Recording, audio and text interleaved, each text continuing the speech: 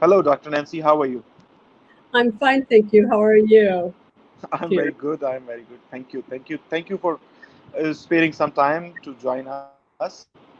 Thank you for the honor. I'm very delighted to be here and to be able to speak to the good people of Pakistan. It's thrilling. Thank you.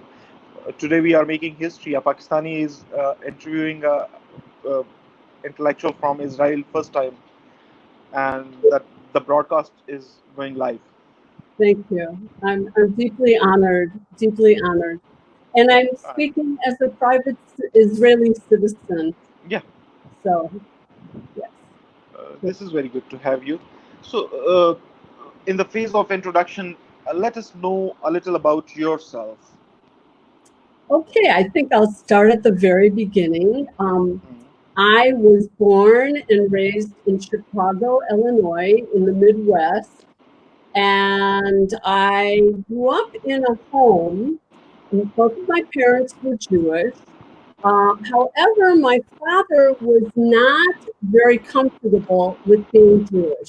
And I think Mm. this had a lot to do with World War II and the Holocaust. And therefore, I didn't really know very much. And I was born in 1948. So this is a very Oh, sensitive time for both Israel and also India and Pakistan. A lot was going on in the world yeah. then. And there was very much a pressure in America that one should be white Anglo-Saxon Protestant. You're supposed to assimilate. Mm. Um, so what really my journey has been one that's evolved over time. And I love people and languages. And in primary school, they started teaching Spanish. That Mm. was the time when Sputnik went up. And I had terrible time reading English because I had dyslexia. I think I still have it. And I became fascinated with Spanish culture and the language helped me enormously. And I went on to study the history of medieval Spain. And I did this very Mm. slowly. This was um, during my undergraduate.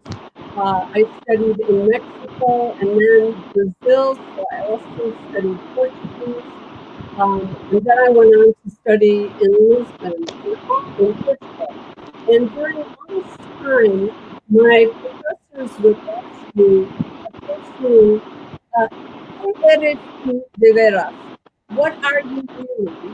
And I would say, soy judía, I'm Jewish, or eu sou judeu, I'm Jewish in Portuguese. And they would look at me, and I came to realize that it must mean something to be Jewish, because I come from a fairly assimilated home. Now, I do have to say that my neighborhood in high school was predominantly uh, there are many, many Jewish kids going to it, and many of them were affiliated and they went to synagogue. But this was not the case for me. So it was always sort of in the back of my mind, I should study Hebrew. Mm. And my first trip to Israel was in 1972. Mm. And I absolutely felt at home. I got off the plane and people would come up to me and they would speak in Hebrew. And I didn't know very much Hebrew at the time, but I immediately felt at home. Mm. But I kept on studying medieval Spain, and I went on to do a lot of work in. After I did studies in Hebrew, I also, of course, I had to do Latin and German. So these were prerequisites. But I decided that I should also study at some point Arabic. And Mm. I had, before I did that, I had studied Ladino. I don't know if you're familiar with Ladino, but Yeah. it's Old Spanish and Hebrew script, essentially, of the Sephardic community. And from this, I found that there was something called alchemia, Old Spanish in Arabic script. And this is Ajam, just like Urdu is Ajam, because it's written in Arabic script. And this was the language of the Moriscos. And the Moriscos were forced converts to Catholicism, who were then expelled in between 1609 to 1612, during this time. So they were expelled 100 years after the Jewish community was expelled from Spain. And part of my interest in studying this also is because I had an interest in the Abrahamic faith, and I was drawn to medieval Spain because I love the idea of convivencia, coexistence, or Jhelum, as we say in Hebrew. And so this was very much part of my training and passion. It's still very much my passion, though my concentration has really shifted because after I finished my dissertation, the opportunity presented itself to train as a psychoanalyst. And this was essentially doing a second PhD, as if I were doing a second PhD, many, many years of training.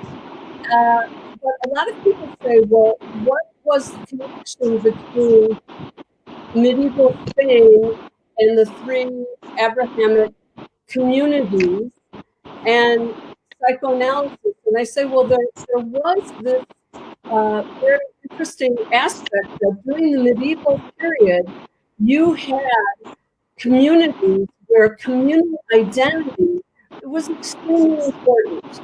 And actually, you don't have a real notion of an individual until the beginning of the Renaissance, later in Western thought. So this helped me enormously to begin, I feel, to understand Middle Eastern culture, because it's very community oriented, and the communal self is more important than the individual self, especially in Shan honor culture. So I was doing all of this, and this was taking place at the University of Minnesota. And then I finished and I went on to become trained as a psychoanalyst. But I was still in Minnesota, and we began to receive many Somali refugees to Minnesota, very, very large community. And because of this experience, I also was brought in to talk with prisoners and did prisoners interviews and this kind of thing. So those were the bad apples. I like to say that the jihadists are the bad apples that really really make chaos within the community, because here was a population that was essentially trying to integrate into American society, to transition as refugees. That's very, very, very difficult. Very difficult. Somali culture is radically different from American culture that we find in Minnesota. Just for example, the weather is so drastically different. You know, it's like the frozen tundra in Minnesota, and they're coming from a very, very warm climate. So this is part of my evolution, so to speak. And I began to delve into early childhood development and wrote 5 books on the subject. And actually it was Jamshad Iqbal who reached out to me to read my first book. And I sent a copy to him. And through that, we developed this friendship, collegial relationship. And it's been quite wonderful. And in addition, now I write for, I don't know if you know Noor Darhi, but he is head of a think tank in London that's called the Islamic Theology of Counter-Terrorism. And Noor was here in Israel, I believe 2 years ago, as a conference speaker, and I met Noor. We connected and continued. Excuse me, Nancy. Can you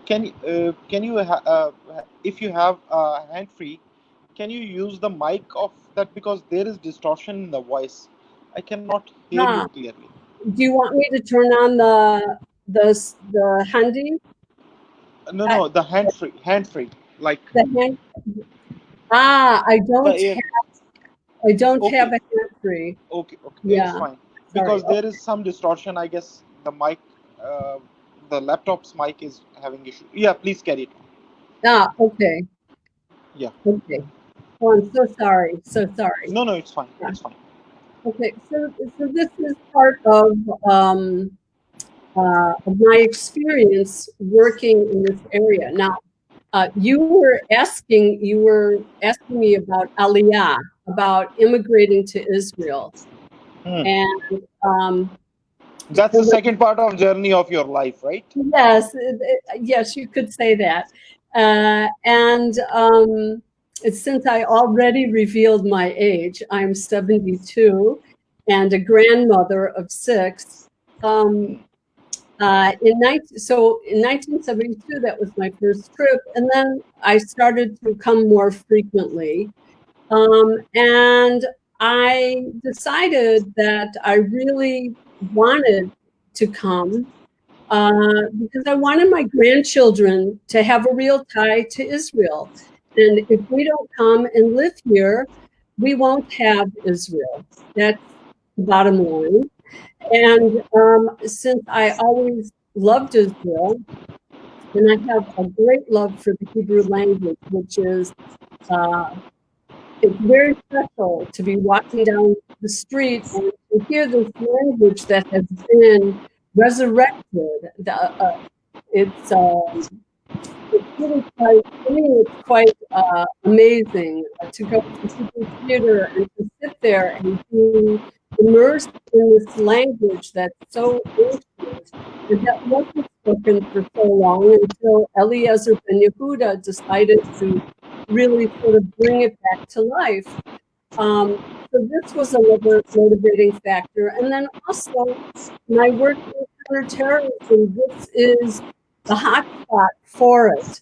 So this was an added dimension for wanting to come. But basically, it's this feeling, and this is not uncommon to many who make Aliyah, that they're home, that they really feel home. And we don't have to worry about anti-Semitism here. I've experienced anti-Semitism 3 times in my life, and it's not pleasant. It's more than that. It's unbelievable that you could be stereotyped in such a way, attacked, and have your possibilities limited.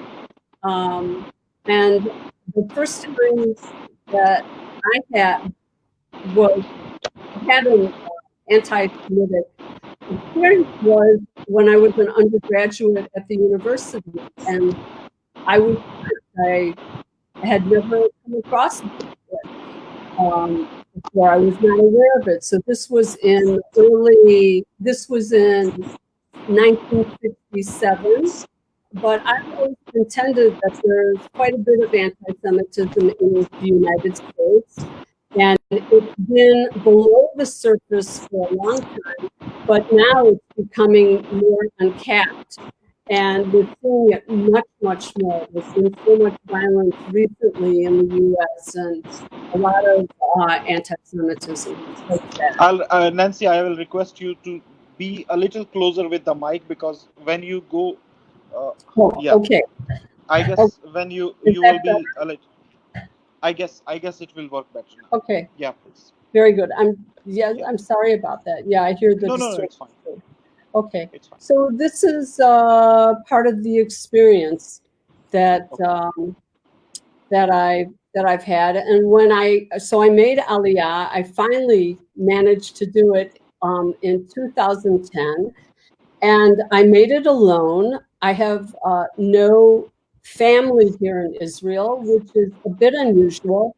Many people who come on Aliyah come because they have family here, so they're reuniting with family. So that's part of it. But it was, it's been an amazing journey. And I think that it's really stretched me as a person.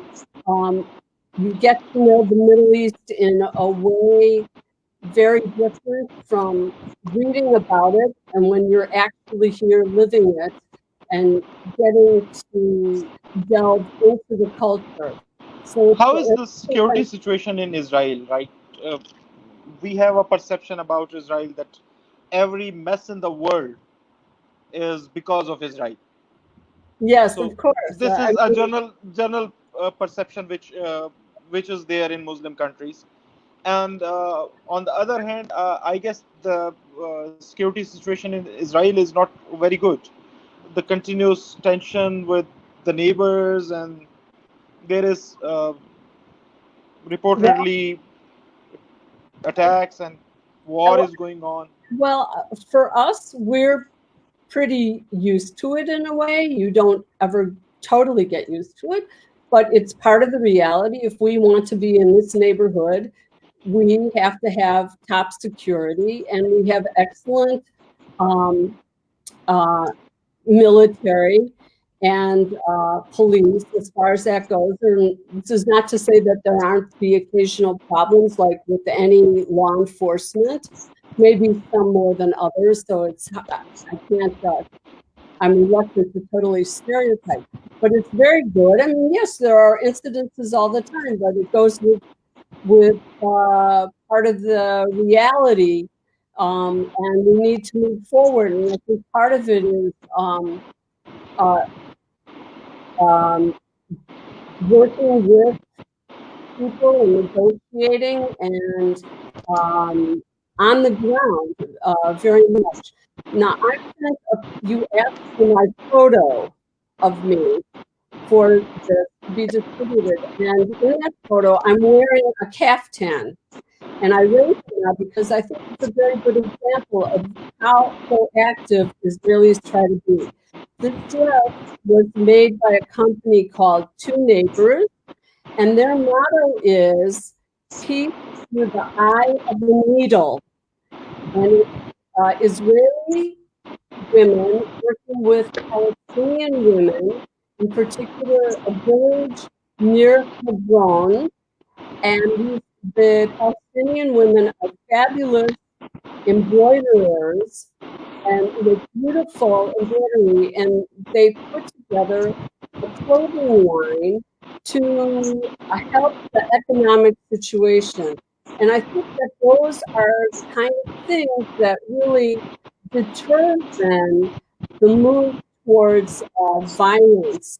These are positive aspects of bettering the lives of all and collaborating and getting to know each other. So it's very, very important. And you see a lot of this going on in high tech.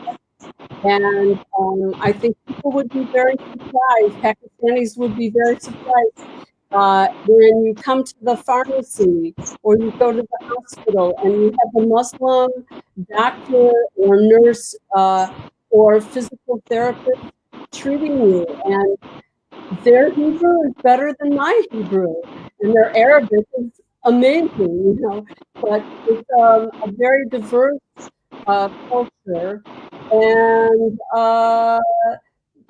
And of course, there are politics at the higher level and terrorist organizations that want to disrupt the stability that we're able to maintain on the ground. But I'm very optimistic. I say you should never, the one thing terrorists want you to do is to give up hope. And that's the one thing we have to do, is to be optimistic and move forward in a proactive way. And that's part That's the of, thing. yeah, that's the thing. It's part That's the of, thing. very much part of the Israeli society. There's something we talk about called Hosen, which means resilience. So even if Hamas is launching missiles at us, the rockets at us, we know that that we have to stay grounded. We have to try to remain calm and to try to perceive that we're going to get through this. We are a people that have a very long history of persecution, but we are not victims. And we are going to be trying to raise our kids in a healthy, positive way. Nancy, with excuse, I'll request you to stay closer to the mic because there is a lot of distortion in the voice. Okay. So Okay. sometimes we completely lose the voice or couldn't be able to understand the sentence even. So yeah, I agree. I agree. And how is the relation with neighboring Muslims? There are some tribes, Muslim tribes living in Israel, joining the Israeli army. They are Yes, a part yes, of yes, Israeli. yes, definitely. There's a long history. The Bedouins have long been integrated into the Israeli army. They're very famous as trackers. And there are others that are also coming from other areas.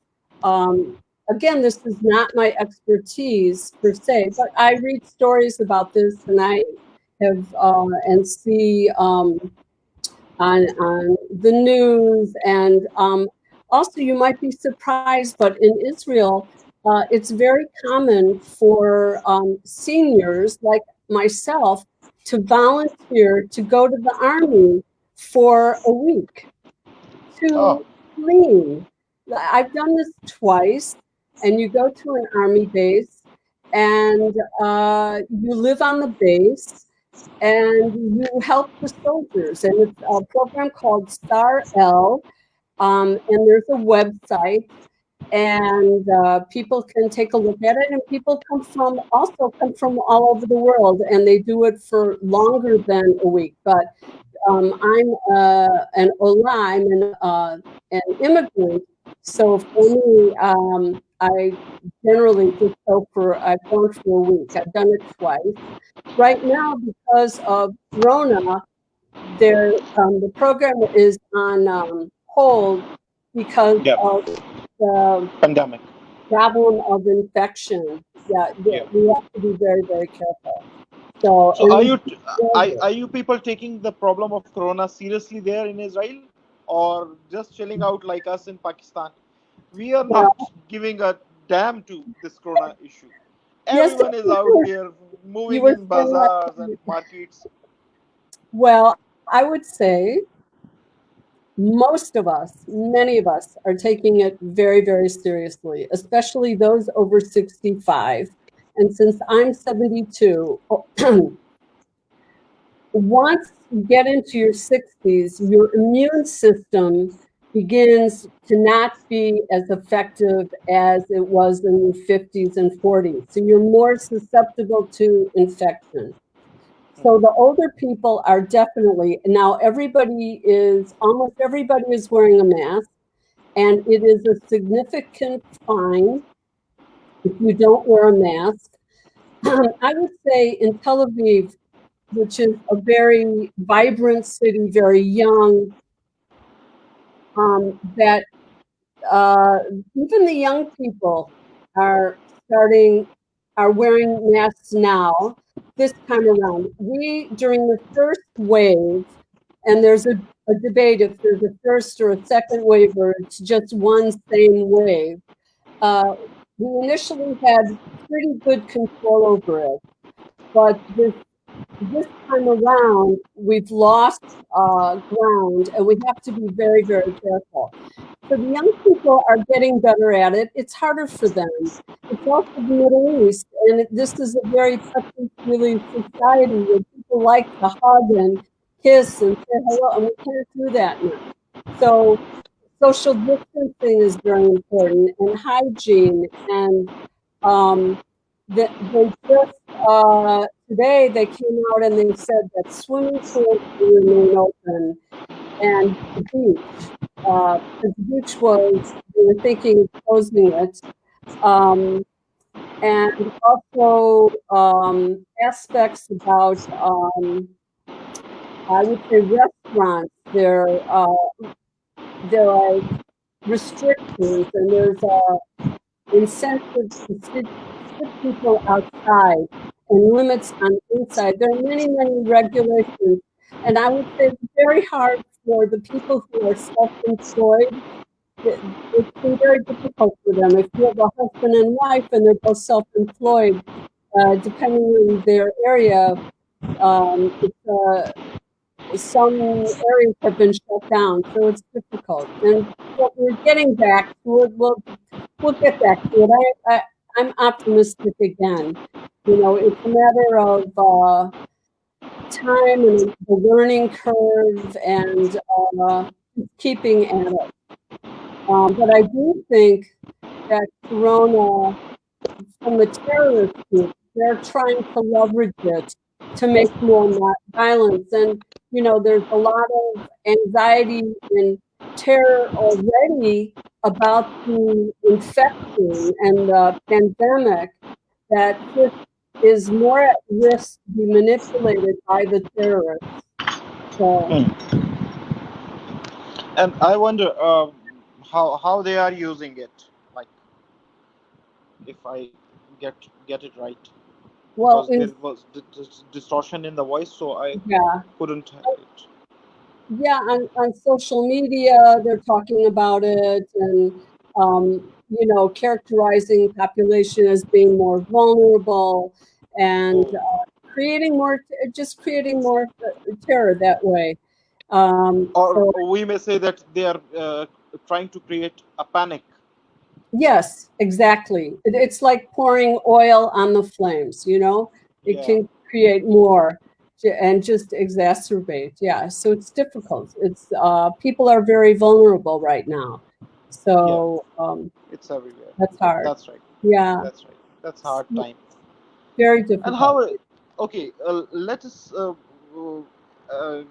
like, I would like to be enlightened by you about the Israeli society. How is Israeli society? Is it a vibrant, colorful, cultural society, or a very closed, security conscious society? How is it like? It is extremely vibrant, and it would be wonderful if you could come and see it with your own eyes. I would love to, but on my passport, I cannot travel to Israel. I know. It's hard for me too, but it's extremely vibrant, and you know, people are people, and I think that when you were talking last night with Wilma about her experience living in Pakistan, it's very, very family oriented also, and it's very loving. So you have that across all sectors. Food is an enormous centerpiece in Israeli life. Everything revolves around food. And when you talk about going up as an immigrant, I went up in weight. I gained weight when I came to Israel because food is part of expressing life and the vitality. So it's just extremely diverse in all aspects. And Tel Aviv is very, very vibrant also, but it's very different than Jerusalem, which is very sacred and so imbued with the different religious groups, the ultra-Orthodox, modern Orthodox, the Muslim community. So Jerusalem, and because of the Christian population, We again lost your voice. Sorry. so Yeah. Jerusalem is very vibrant also because of the different religious groups, and it's different from Tel Aviv. Tel Aviv tends to be a little more secular. Okay. And as there is a yes, please go ahead. Yeah, I was just wondering, like Israel is having this conflict for years and years and years now. Even now, it's like 70 years almost, or 72 years. So, what are the steps forward to resolve this conflict with locals, neighbors, and especially with Muslim community all over? Well, this is a very big question that you're asking, and it's I'm really speaking as a private citizen. Yeah. It's not. It's really not in my purview to give political opinion. But what I will say is that Israel would very much like peace with its neighbors. Very, very much. We are losing your voice. Yeah, you Israel, need to. Yeah, is this close enough? Okay. Yeah, it's better. Israel very, very much would like to have peace with its Muslim neighbors. And on people to people, there are also very good relations. But it's it's in the hands of the political leaders, and this is very, very complicated. Yep. But there was also many opportunities for the Arab Muslim populations to come forward and accept us. And I think it's very hard in Muslim history to accept Jews as equals because we are Zimma. We are the subjugated, protected class that paid jizya, paid a poll tax, wore a yellow star in North Africa, etc. And I think that this, in my opinion, this needs a lot of work in terms of educating. Because if you're constantly doing us, we were the first to receive revelation at Sinai. And this was my topic of the dissertation on Ahadith Musa. We received it first, and for us, revelation ended at Sinai. That was it. But Christianity came along, reopened it, and then Islam also reopened it. And we are the envied people. And this is hard. It's hard to be in this position. It causes a lot of Islamic anti-Semitism that has to be addressed and confronted and worked on. And it will take, I believe it will take generations, but it's not impossible, and I remain optimistic. But we are not a people that hate. We don't hate. And look, we lost 6 million in the Holocaust. And this is a huge, it was huge for us. And there are Muslims who have gone, Israeli Muslims that have gone on trips with Jewish Israelis to Auschwitz to understand the Holocaust, to understand why we must have the state to protect ourselves. We must have this. We cannot be vulnerable again ever. And I think that this will take time, but this doesn't mean that we don't want to reach out to the Muslim world. I mean, just think of my own journey, and here is this woman that decided to study Arabic and Al-Amira. Okay, Nancy, I have a question about my own country. Mm-hmm. What is the understanding about Pakistan in Israeli society? Do people know that there is a country named Pakistan? Absolutely. There were Jews, and I mean, I think you have 700 Jews in Pakistan still. Yes. Yeah. And there were more. I mean, we have Jews synagogues here. Like to travel. Yeah. And we were sort of all the men. Yeah. We have Jewish heritage here in Pakistan. Yeah, so of course, people definitely know about Pakistan, and they're very, very interested. And I'm sure that there are people working behind the scenes developing relations as well. And I know that this is what Noor Dari, when he came to Israel, I mean, he lives in London, and he took it upon himself to take a course on counter-terrorism, a course that Professor Boaz Ganor was teaching online, and Noor came and taught Israel and went back and said, I want to be able to have my people also meet Israeli people. And I do this through, very similar to what you're doing with the think tank, to bring people together. Because this is really how we stay strong. So I was in Minnesota, and I interviewed prisoners who were predominantly Somali and Sudanese. And I took it upon myself to study a bit of half Somali so that I could go into the prison and say, Nabad, hello, and to people, and then to also go in and to meet the larger community. And from that experience, I also met many of the Somalis, and now I have friends all over the world who are Somalis. I have good friends in Melbourne, Australia, who is Somali. He's a young novelist.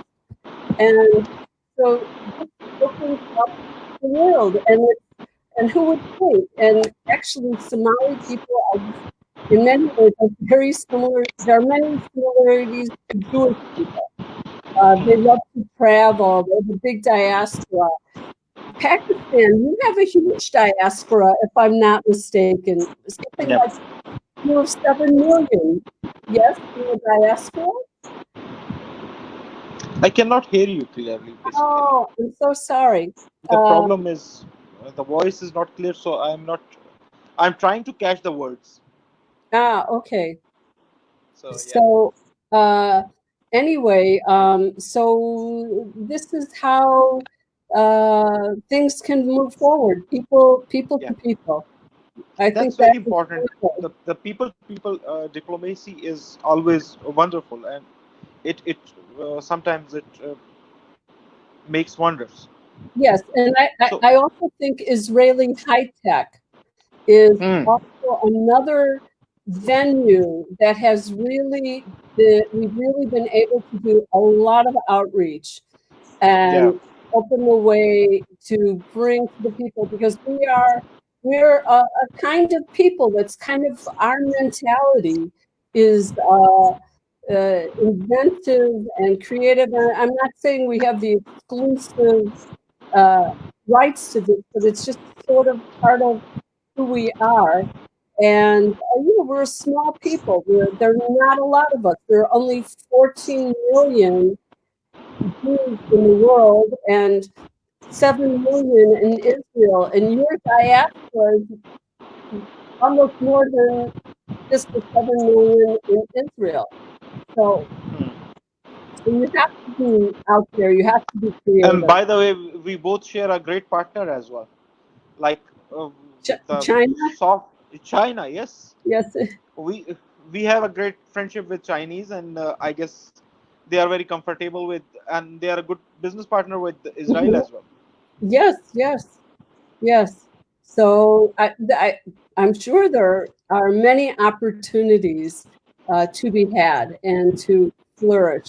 I really think one of the things that we haven't talked about, which is very dear to my heart, is what is being taught in the school. You know, are the Pakistani kids learning about Israel in a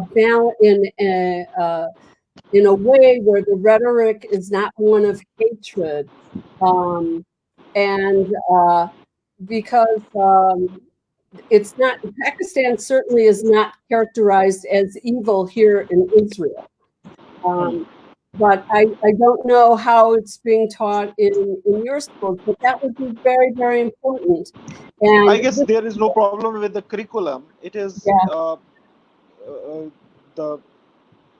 I don't remember that I have read anything wrong about Israel in my curriculum. Yes, but the Palestinian issue is very important, and they teach us. I'm glad you mentioned and that. The perspective is Palestinian perspective. So we are unaware about the Israeli perspective. Exactly, and one of the problems for us with the Palestinian Authority is that the textbooks that they're using for their children still incites hatred, and this has to stop. We do not do that. We don't want that. We don't want to teach our children to hate, and these are the kind of things that are easy to solve, really.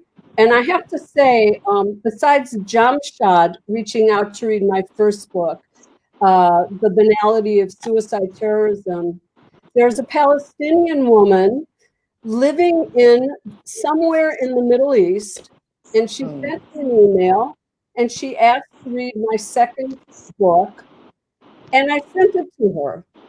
And she wrote me back, and she said, this book has to be translated into Arabic.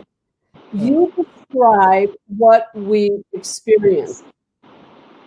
And that shows you that there's a language of ability to speak about these issues. And it took a lot of courage on her part to reach out to me. And then to see, oh, this makes sense to me. But that, I believe very strongly that change will come through the women. That's true. That's right. We're talking about shame, honor cultures. And women pay a horrible price. Young little girls pay a horrible price. But also the men, the boys pay a horrible price because it's not a free way of developing oneself. It's very difficult. It's very challenging. And this is a big issue that must be solved. I agree. And Nancy, what about, sorry, because we have so many questions and we want to know a lot about you and your culture and your country and the dynamics of politics there and the international relations. But we have the limit of time as well. So I was very interested to know about the Sufi communities living inside Israel. Yes, we talked about, I mentioned it to you briefly. I am not an expert on the subject, but I will definitely reach out and link you up to people who are. And as I mentioned, there's a professor at Bar-Ilan University who has a tremendous interest in Kabbalah and Sufism. And there is Sufi communities, and I think it would be wonderful. Like in East Jerusalem, there's Sheikh Abdulaziz Bukhari, and others that would, I'm sure, welcome the opportunity Yeah, to even be and affiliated with your think and, tank. and there is a Pakistani heritage as well in Israel. I Yes. remember that there is a compound of uh, Baba Farid, Mm-hmm. and Yes. he is from Pakistan, Pakistan now after this independence. It is part of Pakistan now, and Right. a very, very, very, very famous Sufi, is, and almost everyone in Pakistan respects him a lot. And he had a compound in Israel, in Palestine, or in Jerusalem, in the Right. like few hundred years back. Mm-hmm. Now the compound is there, and the joke is that Indian government is taking care of that compound because we don't have any official relation with Israel, so we cannot claim that compound. That okay, Ah, guys, this is our compound, this is our heritage. So there are few common heritage or the few common heritage connections. Uh, we can talk about it, and we can even think to have something on it which can lead us to go normal in the future. Because I strongly believe that now in 2020 at least, we should learn how to live with the differences. absolutely. Absolutely. We we are global citizens of a global village. So yes, maybe you and me, we are having so many differences, but we should learn now how to live with the differences. Absolutely. In my opinion, it's the spice of life. It would Yeah, be so boring if everybody was the same. And it's not going to be. Everybody is going to be different. So it's yeah, hugely important. And I think that to teach the children that it's very, very important to begin with the children because they're the next generation. And that's where the possibility is. No, I wrote a piece and published that nobody is born a terrorist. This is yeah. something that comes, that it started very, very early on in the family, and then under the guise of political violence and ideologies, you Hmm. then have these terrorist organizations. But the ideologies would not be able to be effective if it weren't for violent, communally shared fantasies. Because this is what the ideologies are harnessing, and this is their power.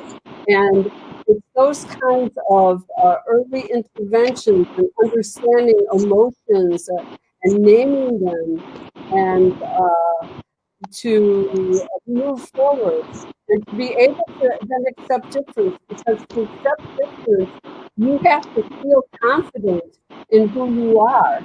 And Hmm. here, obviously, that is something that you were able to achieve and put together over the course of your life to be accepting of others. And I think you Hmm. put it very well in the interview last night. You know, we are not on the face of this earth for much time. And I say that at the age of 72, I see this. And it's much better to be able to embrace difference. Much better. Yeah, that's right.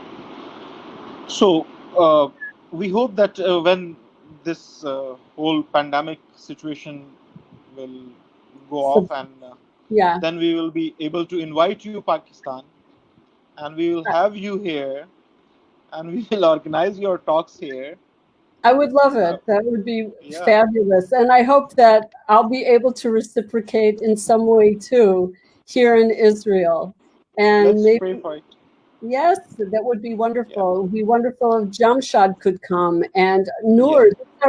You are brave people to reach out, and we welcome you.